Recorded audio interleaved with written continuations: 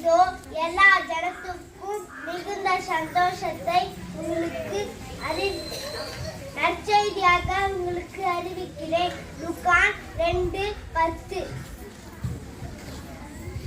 இன்று கர்த்தராகிய கிறிஸ்து என்னும் இரட்சகர் உங்களுக்கு தாவீதங்கள் ஊரிலே பிறந்திருக்கிறார். பிள்ளையை துணிகளில் சுற்றி முன்னணியிலே கிடத்திருக்கிறார் காண்பீர்கள்.